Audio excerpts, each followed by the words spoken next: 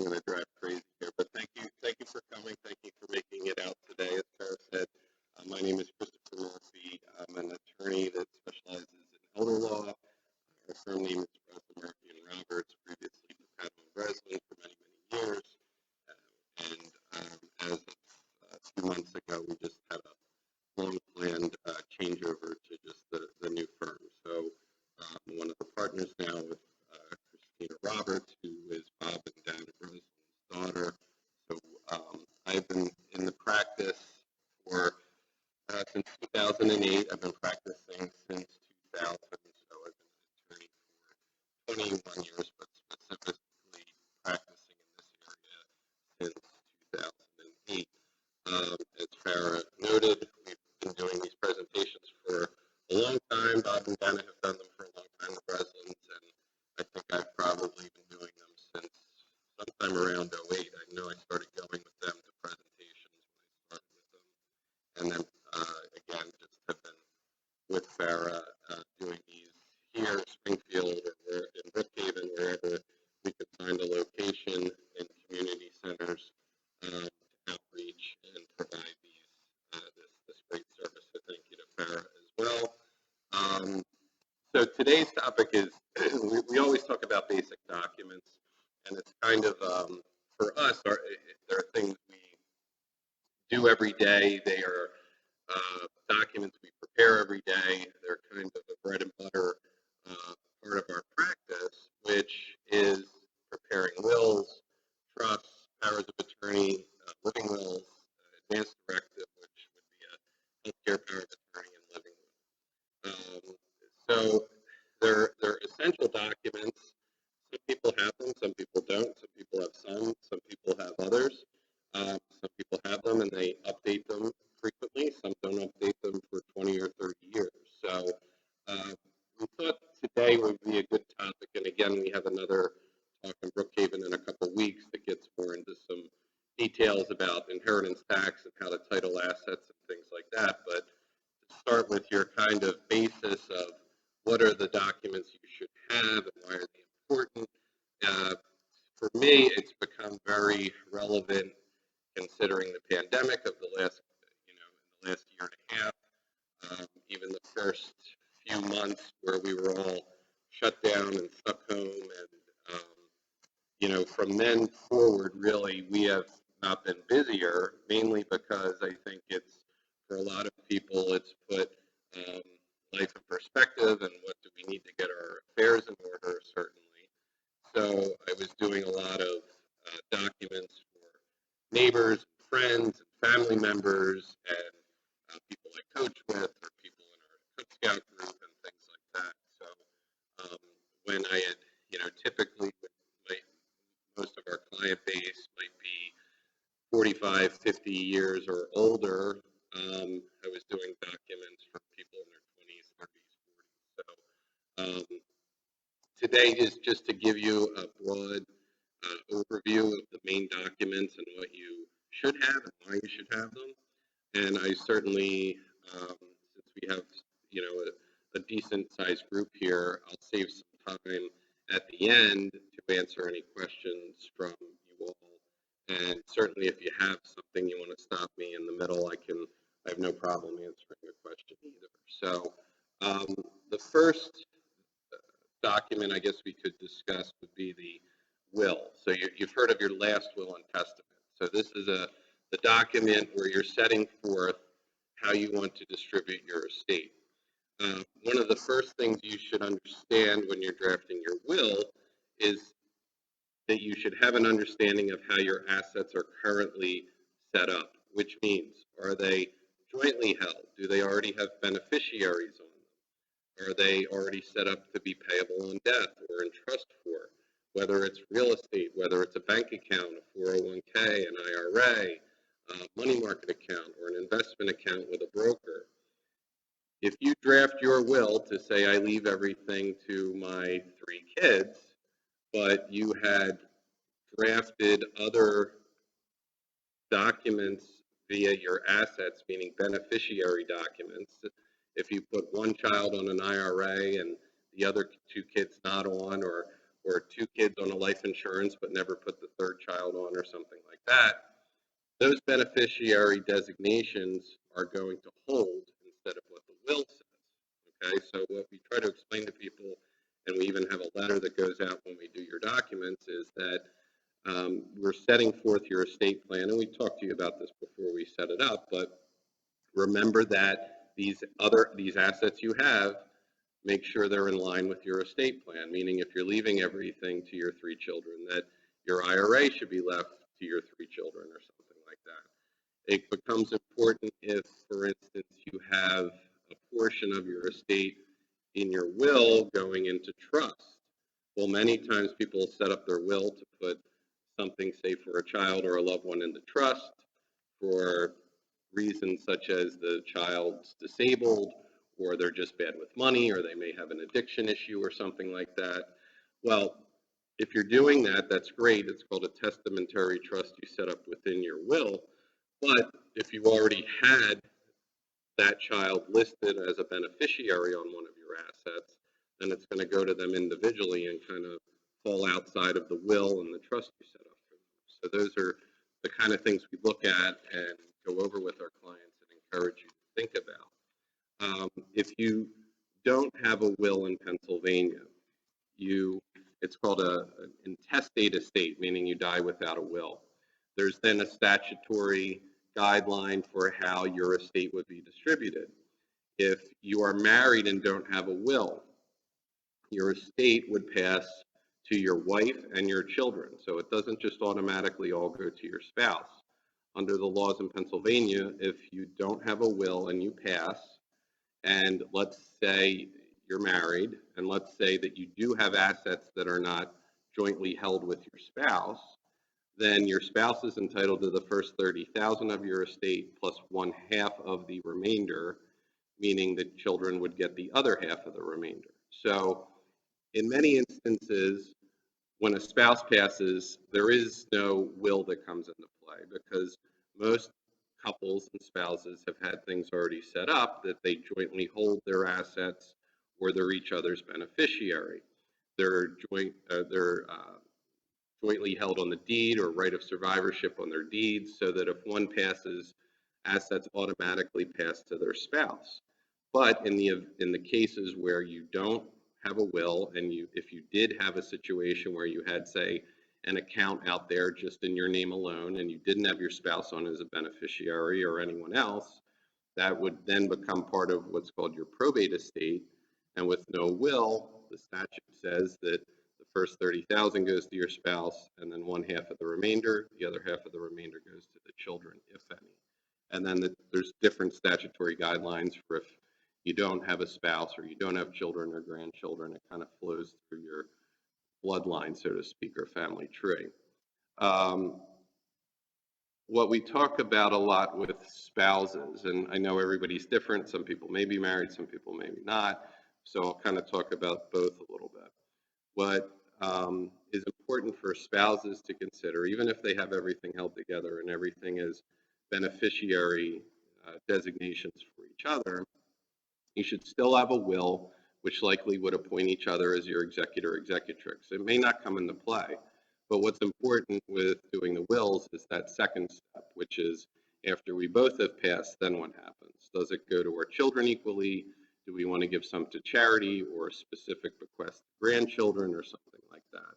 Okay, so even though many times for spouses, because by nature of the way they hold their assets, jointly or as beneficiary designated for each other, many times the wills don't come into play. I never really would recommend not having a will to designate each other, if that's the way you want to do it, as each other's executor. And then who's the backup after you're both gone? If there's a child or a family member that you want to be the backup executor, who are you designating in that will? For parents that have younger children, we also want to designate things like who would be a trustee for your children, and at what age would the children receive the assets? Who would you appoint as a guardian for your children? So for parents with minor children, that is something we want to think about in their testamentary documents. That being said, many times if a couple came in to me and said, we have everything together, we're a beneficiary on everything, and we only need one document, what would that be? I would say, well, if you really only needed one document, then to get the power of attorney. The reason that is important is because while you're living, that's why you need a financial durable power of attorney and a medical power of attorney.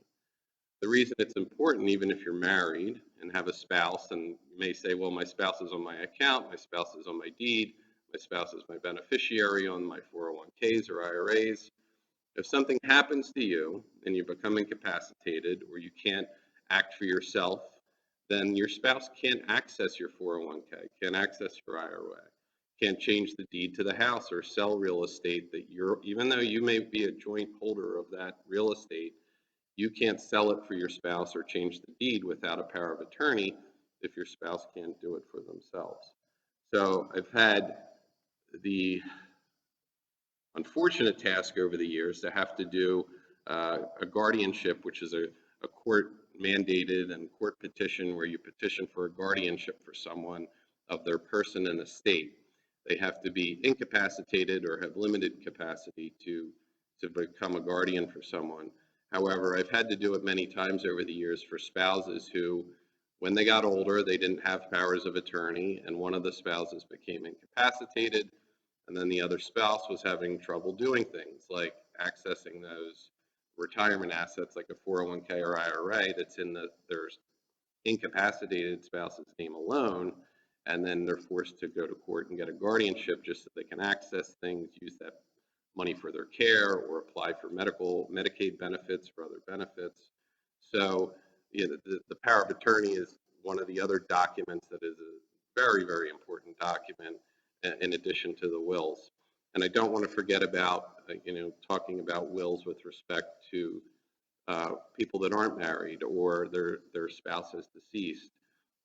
It may be a good time if you did wills a long time ago and you did leave everything to your spouse and then to your children or things like that, to maybe look to see whether things should be updated and you should change anything or update anything as far as your executors or who you would want to appoint or leave your estate to. If you don't have children, then that's always a discussion we have with our clients as to how is your estate going to process. Is it going to other family or friends or charity or whatever the case may be?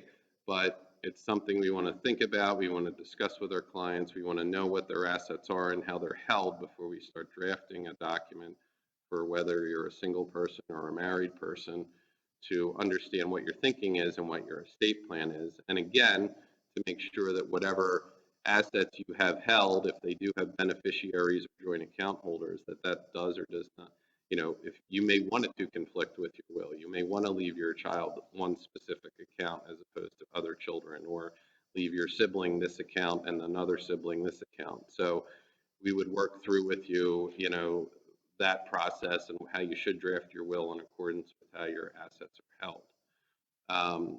Going back to the power of attorney, that only is effective while you're living, okay? So the power of attorney is what can be used to act for you.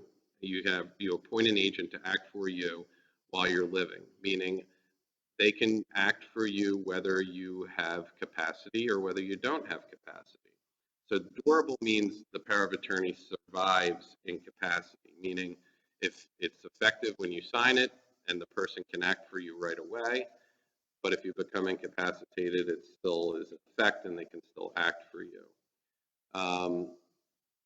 It's important to think about with powers of attorney. Again, it depends whether you're married or single, or you may be married, but your spouse may have capacity issues.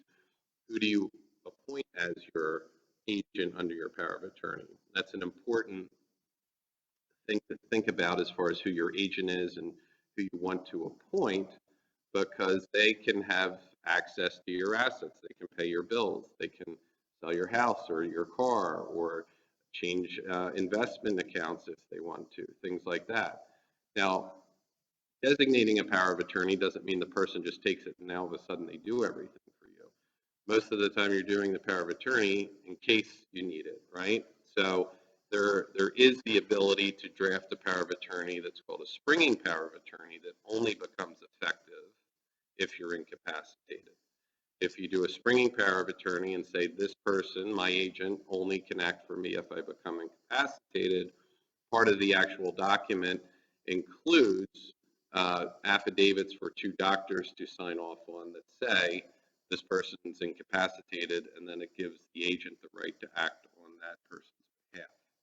So the power of attorney is an extremely good document to have, but it's a very powerful document to have. Again, it's so the person you're appointing, whether it's your primary agent or your backup, you really want to think about it and even discuss it with them about whether they want to act as your power of attorney and what's entailed. Your agent has to sign off on it. They have to sign the notice to agent page that tells them you're being appointed, you need to act in the best interests of your principal. So it is a very powerful document, and it can be limited. You can limit it for certain things. You could take things out, such as you can take out the ability of the individual to change beneficiaries on something, or limit the individual's ability to sell real estate or something like that if you really wanted to. There's also powers of attorney that can be done just for that specific purpose, like selling real estate. Or I just did one recently for a client who had their son as their power of attorney, but wanted their daughter-in-law to have specific power of attorney with regard to their one bank account because she was helping them pay the bills. And the bank said, well, we need a power of attorney. Their son was the designated power of attorney, but they wanted the daughter-in-law to act for them in this capacity. So we did a specific power of attorney for that particular bank and spelled it out and just had those specific accounts on it and things like that. So it's, again, a very important document. It's a very relevant document. And if you don't have one, whether you're married or single, you really should. But it should be something you think about who you're appointing as your agent, who's your backup. You can appoint more than one person as an agent. You can have co-agents. If you do, you then have to decide whether those co-agents must act together or whether they can act independently but have to advise each other what they're doing, meaning they don't have to be there every time to do something together or write a check or make a withdrawal or do something in a bank or other financial institution or sell your real estate or apply for insurance coverage or something like that. Either one of them can do it if you make them independent, but they're also supposed to let the other one know what is going on. So the financial durable power of attorney is very important. The document that we drafted is the power of attorney, although I always say it's 90% financial, but it does have medical provisions in it that acts as a default medical power of attorney if you want to keep those provisions in there that would allow your agent to also act as your medical power of attorney. So the medical portion of it only comes into play if you're incapacitated, as opposed to the financial, which can be effective right away, and someone could act for you right away that day you do the power of attorney. The medical provisions under the power of attorney would only apply if you can't make a medical decision for yourself. So whether it's just a general medical decision or a request for records or a decision regarding treatment or care or admission to a facility, you make that decision yourself as long as you can make it. But if you cannot make it because you're incapacitated even temporarily, then there are provisions that we can keep in the power of attorney that would allow the agent to also make that decision for you. Okay? So it's important to think about that aspect of it as well. Now, what you then have to think about as the next step is, do I want my financial power of attorney or the backup to be the same as my health care? Many times you may not. Many times you may think, well, financially I would prefer this person to be my agent, and medically I'd prefer this person to be my agent. If that is the case, then we would do a separate medical power of attorney, and that advance directive is both a healthcare power of attorney and a living will. The healthcare power of attorney comes into play while you're living, but you can't make a health decision for yourself because you have an incapacity. However, it's not end-of-life decision making. That end-of-life decision making portion is the living will. That's what's covered under a living will. So you potentially could do a financial. We actually have kind of two different ways we do it. If your financial power of attorney is going to be the same as the medical, meaning let's use the example of a spouse as my spouse and then my child A as the first backup, child B as the second backup, and that would be the same under financial or medical. Then what we may do is just do the financial power of attorney, the durable power of attorney, leave the medical provisions in there, and do a basic one-page living will that addresses the end-of-life decision making. Okay? End-of-life decision making under a living will is what occurs when you're in an end-stage medical condition, irreversible medical condition, incurable brain damage, brain disease, and at a point where your treating physicians have said there's nothing else we can do, any treatment we give you would they call it prolonging your dying. So that's the living will portion of the healthcare power of attorney and living will document, but also the standalone living will. And you may say, well, I want, someone different for my financial, my healthcare, and then the living will end of life. I want this child making it as opposed to a healthcare power of attorney while I'm alive, but temporarily incapacitated decision. And if you do, then we talk about that and have a workaround for that. So all of these decisions and people you're appointing under these documents are important, and they can be changed at any time. You can revoke your powers of attorney, you can amend your will, you can update your living will or advance directive or healthcare power of attorney to change whoever the decision makers, surrogates, the agents, whoever they are under those documents. We always advise our clients that if they're appointing someone, especially I would say more so than anything than for the healthcare decisions, that you really have a discussion with whoever you're appointing as a healthcare decision maker, whether it's as their power of attorney or under a living will, that end of life, which is usually the one and the same person. But you want to have a discussion because you may think this person or child A would be the one to do it, but when you talk to them about it, sometimes they say, I don't want to do that. I don't want to make that decision, or I don't want to make it by myself. I'd rather be a co-agent with someone. I've had many times meeting with a parent and child or children, and they may ask the child, well, what do you think, or that type of thing, or appoint him or her, and the child will say, no, I don't. It's fine. I'm good. Don't appoint me. Appoint someone else. Appoint one of the other kids, or appoint the other sibling, or whatever the case may be.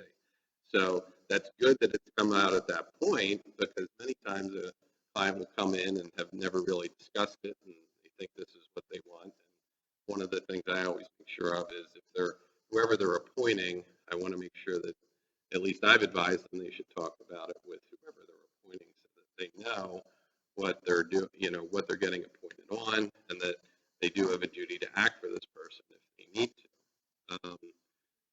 Sometimes it's rare, but I've had situations such as like a springing power of attorney where someone has said, I don't want anyone making my decisions until I can't make them for myself. So we'll do that springing power of attorney that only becomes effective when they become incapacitated.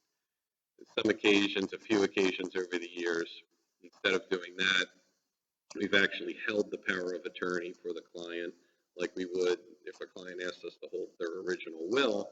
And they've instructed whoever the agent is that if there's an issue, call the lawyer, call the lawyer's office, call Chris, or whoever the attorney is, and they have the document, but they have noted in the file that they're going to check that I can't act for myself before they give it to you. So I've had a couple of those over the years where we've literally had, someone call, whether it's a child or a friend or whatever, and we've had to kind of do the follow-up and check with the medical provider and confirm that the person can't make that decision for themselves right now, so then we can give them the power of attorney.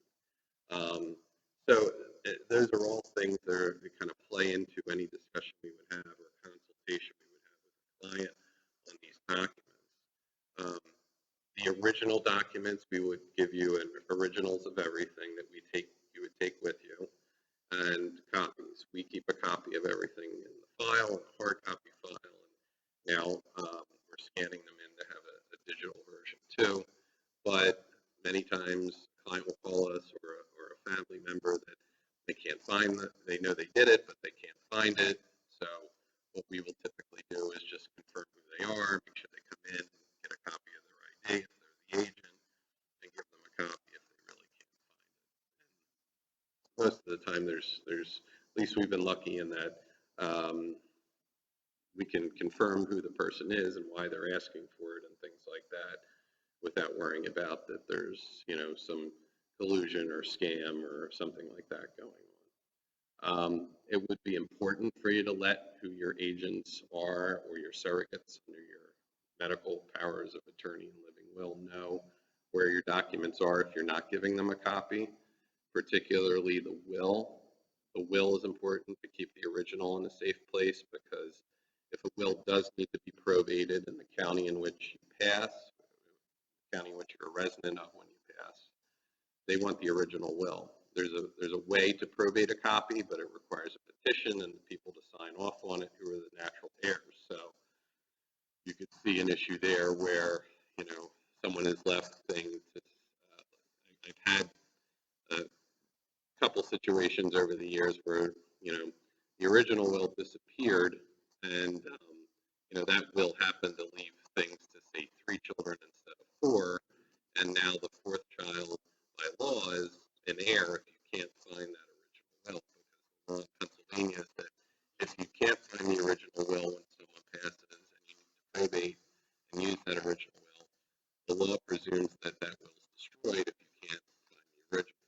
And again, there is a way to petition to probate a copy, but the heirs or your natural heirs have to agree to that. If it's half of one, 6, 6 or half a dozen of the other, that means it doesn't make a difference because you had 4 children and those 4 children are all on the same page. Then you can petition to probate a copy without an issue, or just file for an intestate estate, which means there's no will, and then everything kind of flows the same way, other than them agreeing on, which one of them would serve as the administrator. Okay. So I'm happy to open it up for some questions if anybody has questions. Or yes.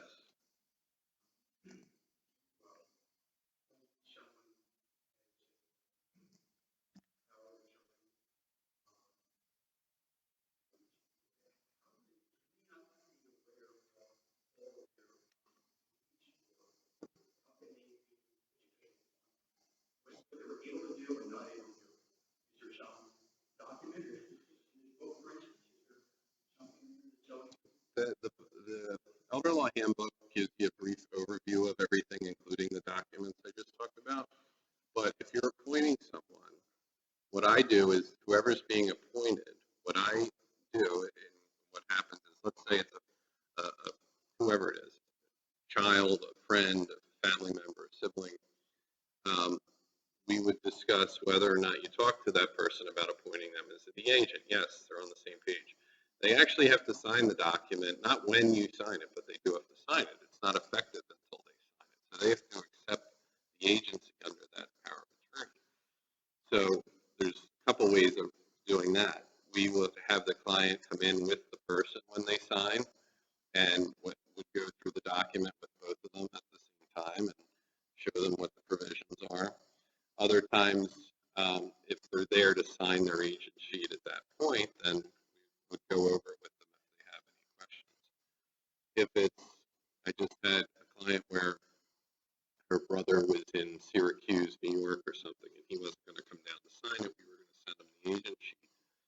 But instead of sending him just the agent sheet to sign and send back, we send him the whole document to review, because then the whole document explains what his abilities are and what his duties are and what he has the ability to do under that document.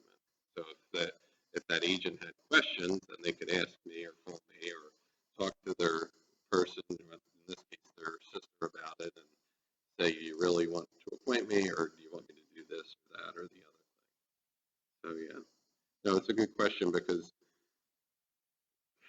I stress more and more to clients that you really want to discuss these documents with whoever you're appointing, because I've had instances over the years where it was never discussed. I mean, people didn't know that they were the executor, or didn't know that they were the agent under something until they found out later.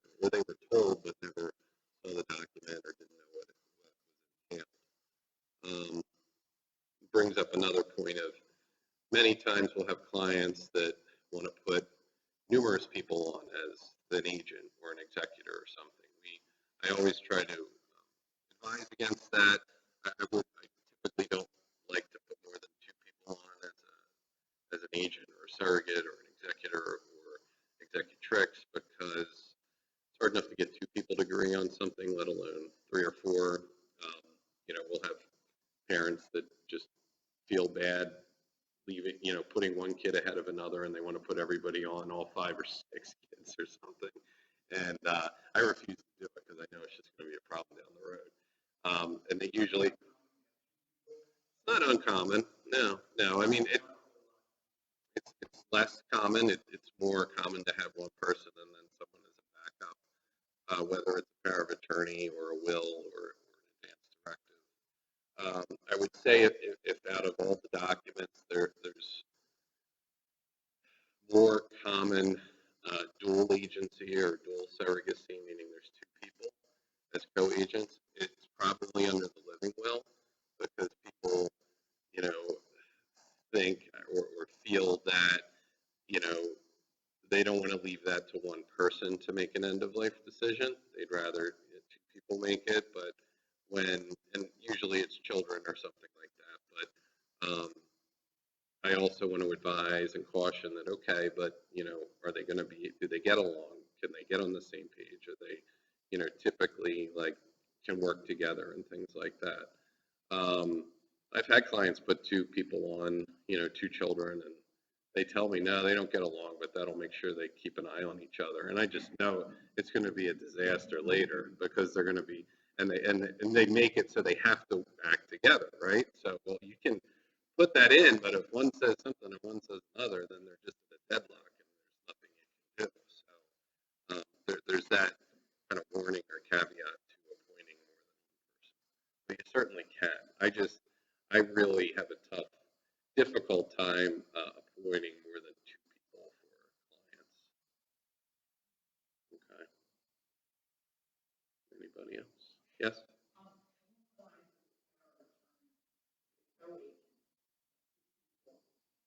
One lives fairly local, the other lives out of state. Mm-hmm. But from what you're saying, it could be for financial and medical power of attorney that they could act independently, but definitely discuss with one another to do that. And they also, when you're saying they have to be together, that means that they physically have to be together. Sometimes, I mean, it depends on the situation. So if they don't have the ability to act independently and they have to do things together, for instance, if you have 2 executors, okay, things have changed a little bit over the last year and a half with the pandemic, where we've been able to now have virtual probates online, so you can have somebody in East Coast, West Coast, probating with me in my office, and they're in 2 different places. But typically, yeah, you would need them both there to be sworn in, and I mean, they have to be there now virtually to be sworn in. They would have to be at the bank together to set up the estate account, unless they kind of jump through some hoops of using the same, being at the same bank branch in different states or something. We've tried that one time, but for things that are, there's co-agents and they're not independent, there are those situations that might require they both be there. Sale of a house at a settlement, same thing. That's changed a little bit over the last year and a half. We're doing a lot of, deed packages where the people sign the stuff and then give it to the title company. It's not a lot of people sitting down at tables anymore for things, but typically there would be those situations or certain situations where both co-agents are required to be in, same place, same time to do something. You can think of the different possibilities with it, but with distance used to be more of an issue. If anything, the pandemic has kind of in many ways cut distance being an issue to a lesser issue, right? Because everybody's doing so many things virtually and online. And I for years just kind of had been advising clients, well, I'd really rather my son who's in Ohio be the agent, but my daughter lives right around the corner, she's closer, or that type of thing. I'd rather them appoint the person that they think is best to appoint than it be based on distance. I mean, I've had clients that appointed people in other countries or, across, Hawaii or Alaska or, farther across the states, a Pennsylvania resident who's appointing someone in Texas or California or something like that. I'd rather they appoint the person that they want to do it and the person they have discussed it with and things like that, because many times, at least for, under a power of attorney or medical decision, as long as that document's on file with a bank or financial institution or with a primary care provider, and we provide the number and address for the person, and particularly in the medical documents, things can be faxed or emailed or just, over the phone. I mean, can't say I've ever ran into an issue where, somebody was pretending to be somebody else over the phone to make a medical decision or something. So yeah, it's distance is something to be considered, but maybe not as much as before. And it should be, to me, the person who you believe is best suited or wants to act and is able to act for you that can do it.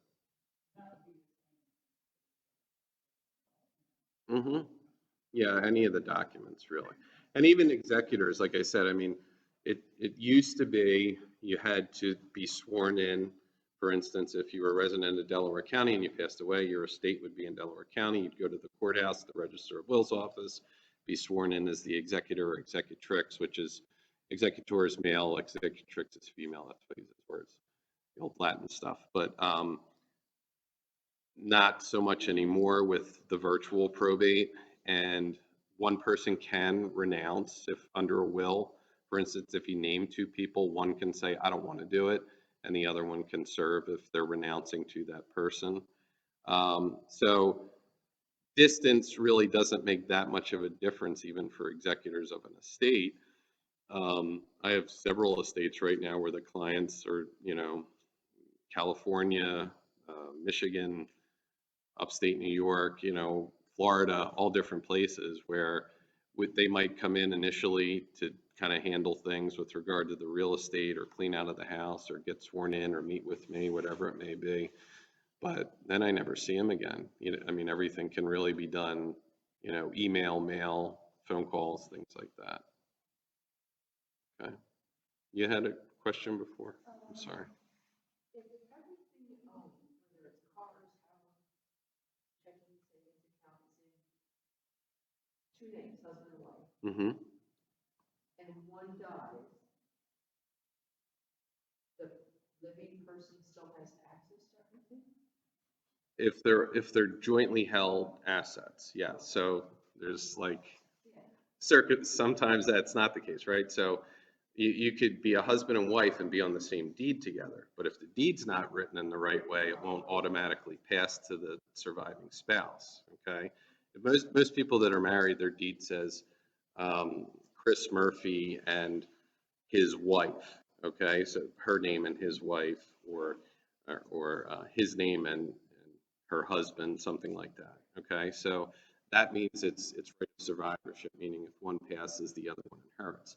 If you have a child on a deed and you wanted the child to inherit the property when you pass, it would be written as joint tenants with right of survivorship. That happened.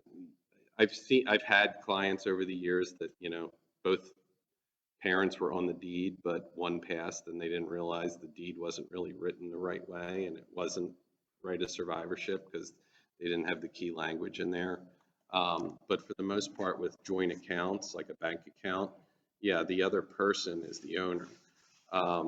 That's something we'll talk about in the next talk, but joint accounts are a little bit of a pet peeve of mine because many times parents put their children on bank accounts as joint account holders. Well, but they do, I'll tell you why they do it, because they go to the bank and the bank tells them to do it a lot of times, or they want to go to the bank and want to put them on as a power of attorney, and the bank says, well, you need a power of attorney to do that. We need to see it. They don't have it. And the bank may say, well, you can just put them on as a joint account holder, and then, they have access like you do. They can do everything. But what they don't explain, and they tell them sometimes correctly, is that, and then if you pass, one person passes, and if it's a parent and a child, they pay less inheritance tax, which they do. By law, the joint account holder is the surviving joint account holder or holders is the automatic owners of that property. And if there's two people, the survivor inherits half. If there's three, the two survivors inherit the other person's third. So you're paying less inheritance tax in that way. But if there's other children or other people you intended to inherit that, they don't realize that. And they don't realize that that's the presumptive law that asset was intended to go to the joint account holder. Yeah, so it happens more often, honestly, with children where they put one kid on an account or all their accounts as a joint account holder because they're the ones doing everything for them. And then the child finds out after the parent has passed that by law, those accounts are really yours. You inherited them.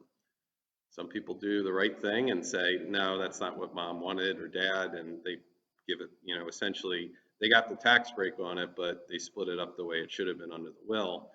And others where there's bad relationships say, oh, well, I guess mom wanted me to have it, and it's a tough burden to overcome for the people that are not the joint account holders. They can fight it, but they have to prove certain things.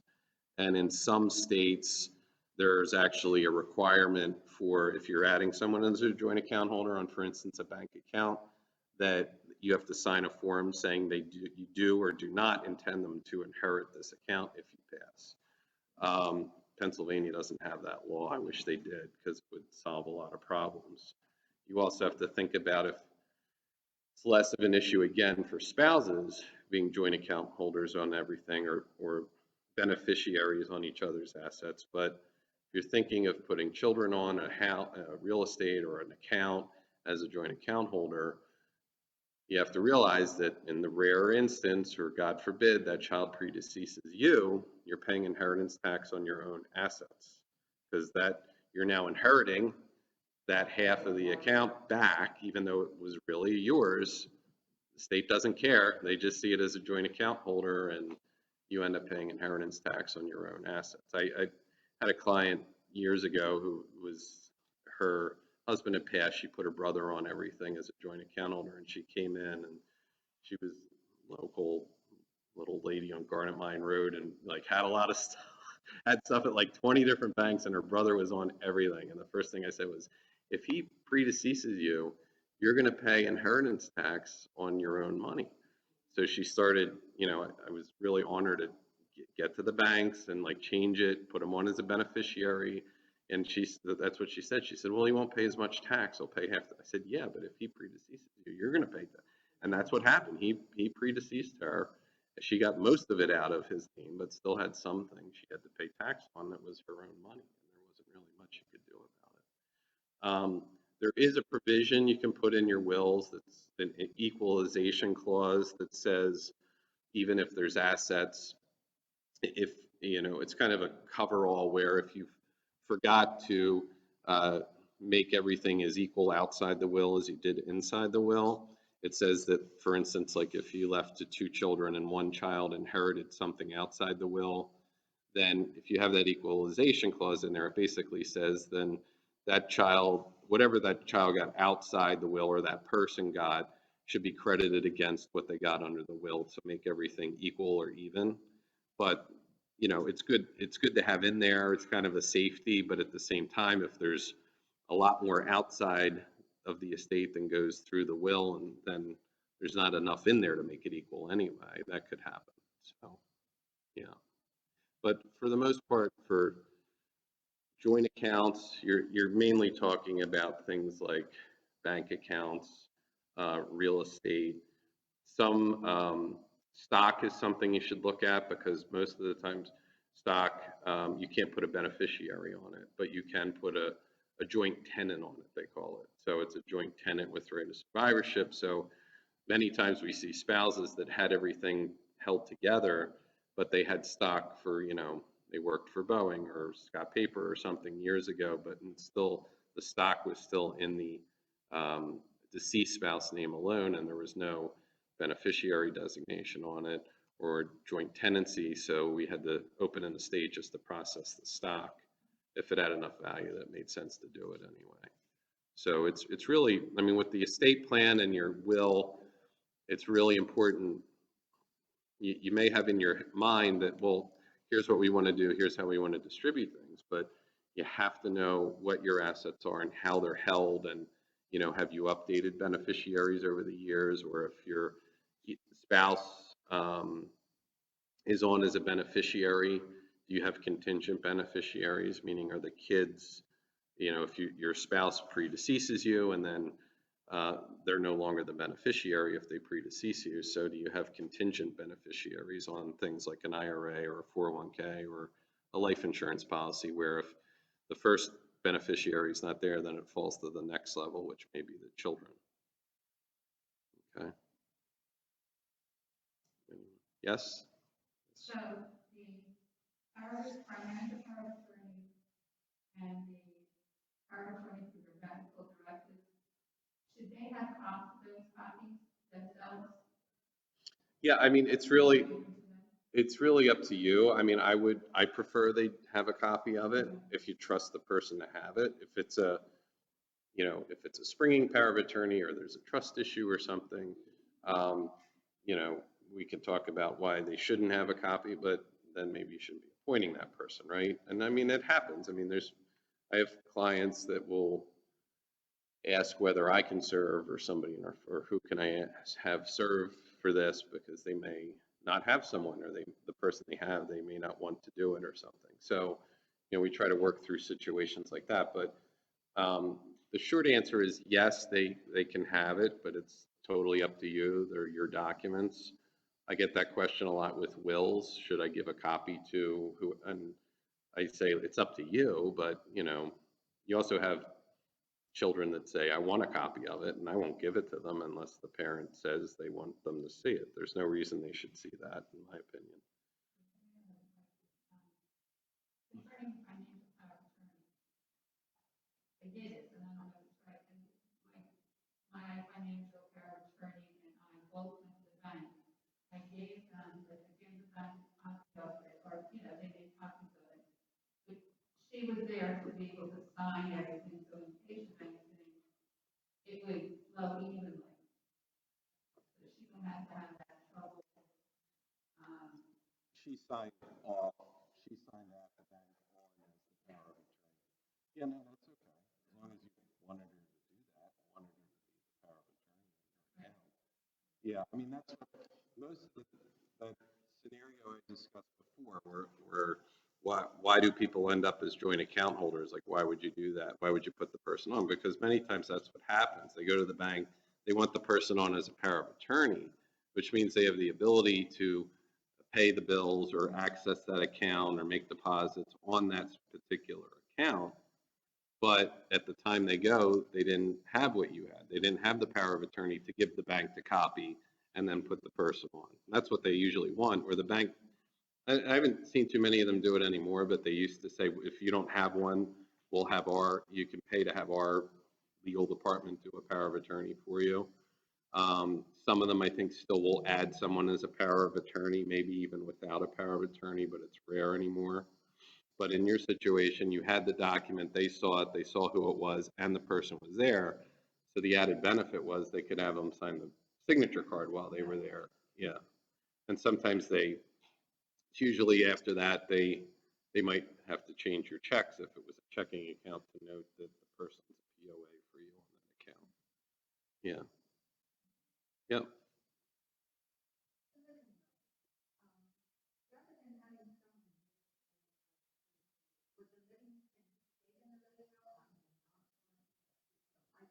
Mm-hmm. That is what the living will is. The living will is the end of life document that says, I do not want extraordinary measures taken. Okay, so you don't have to appoint a surrogate. You can not appoint one.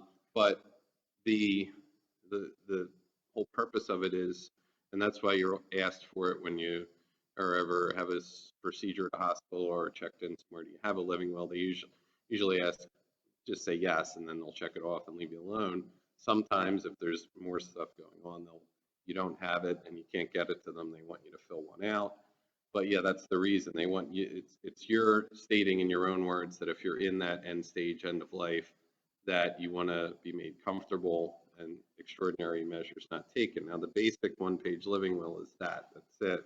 And it can appoint a surrogate or backups or whatever that say, I do not want extraordinary measures taken. Now, you used to see the old ones that would have, I do not want antibiotics, I do not want kidney dialysis, I do not want chemotherapy, and you check these things off, yes, no, yes, no. We don't have that anymore. It's more just general because there can be instances where maybe one of those things, although it's not going to cure you or make you better, it's also, you might be getting it and removing it might cause pain or discomfort. So what the living will says, if I'm getting something and removing it would cause pain or discomfort, then it's okay to leave it, right? It's kind of maximum, you know, no pain, no discomfort. So, and I've had situations like I had a client years ago specifically come in to change her living will because it did say no kidney dialysis. She was a kidney dialysis patient, and her doctor, to his credit, specifically told her, go change that because you don't want it to just be cut off and you're in an end stage. And that can be much more painful. We would draw it down slowly and do certain things with it instead of just saying no, which would cause you more pain or discomfort. So there's all those little nuances. And the advanced directive, which is a healthcare power of attorney and living will, it's one document but two parts. It's a healthcare power of attorney and a living will. The healthcare power of attorney, you can really conform and add things to it and write on it yourself and say, you know, I want my agent to be able to make these decisions or not these decisions if you can't make them for yourself. That actually has a provision in it under the living will portion that says, I do want my agent to follow these instructions to the letter, or they can use it as guidance. So there is the ability, even though you have the written document and this in place, that if you're comfortable enough with your agent or your surrogate to use it as guidance, meaning they can't, you know, make off the wall stuff, but if there's maybe a nuanced decision, and we saw that during COVID with respirators and things like that, you know, where that was one of the big things that popped up. I do not want artificial respiration, nutrition, hydration, but the respiration at the time was technically the person might have been considered end of life, but the only chance they had was a respirator, and they're saying they don't want it. But you know, these people didn't anticipate COVID either. So yeah, there's all those little things, but there is, you know, that's the purpose of it, to say that these are your wishes.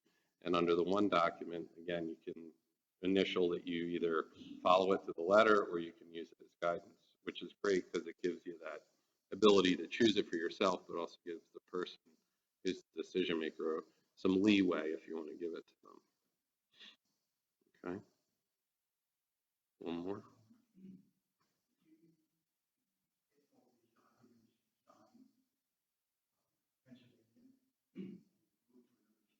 Mm-hmm.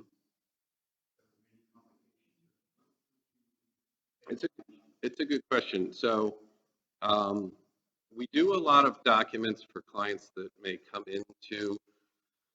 So we have a lot of retirement communities here, right? We have Maris Grove and a lot of retirement communities and long-term, you know, continuing care retirement communities in our facilities. So we see a lot of clients that come in from Delaware or Maryland or New Jersey sometimes.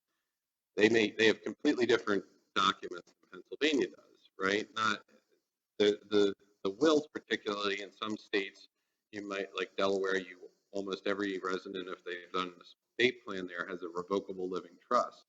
It's really something you should have in Delaware, but not really something you need in Pennsylvania. So we kind of do a balance of, well, do we leave it open or do we close it out and retitle it in your name or leave everything in the name of the trust? You know, there's all different reasons for, you know, to make one decision or the other. The simple answer is If you're moving somewhere and you anticipate that to be permanent for any length of time, I would update them to that state's documents. Even if it's the same plan and same person or people you're appointing, I would update them. I have, I just have a client coming in on Monday who is a Pennsylvania resident, lives in Springfield. Um, her, daughter lives in New York, and she's having health issues. The daughter's going to bring her up to New York, but she hasn't had a power of attorney, and they had called me for a power of attorney before they knew she was going to be going to New York because they thought she could return home. Now that they know she can't, she'll need really like in-home care for a while. The daughter's going to bring her to her home in New York. I said, well, look, you still have to deal with the real estate in Pennsylvania. Your mom's technically still a Pennsylvania resident, so I don't think it can hurt to have the Pennsylvania power of attorney. But at some point, you're going to want to talk to an attorney in New York if she's living with you and you're doing anything up there for her, especially medical treatment, to have a power of attorney for up there. And she said, I actually did. I already talked to the attorney in New York. He said the same thing you did. I should get the one here. Well, she's technically still a resident in case I have to sell her house or close her bank accounts out or change them. It's a PA, power of attorney. So for practical and logistical purposes, financial institutions that are in Pennsylvania recognize those documents because they see them a lot. It doesn't mean that a document from another state is valid. If it was valid in that state when it was done and our state has reciprocity, then they can accept another state's power of attorney. But I would always recommend updating it to your current resident state just to be safe. Yeah, it's a good question though. Okay. Does anybody else have any questions? I'll hang out for a few more minutes if anybody has questions they just didn't want to bring up in a crowd or whatever. Thank you for coming out. Nice day, and appreciate the attendance. And there's some extra Halloween candy that I don't want to take home, so take it with you if you can. All right, thank you.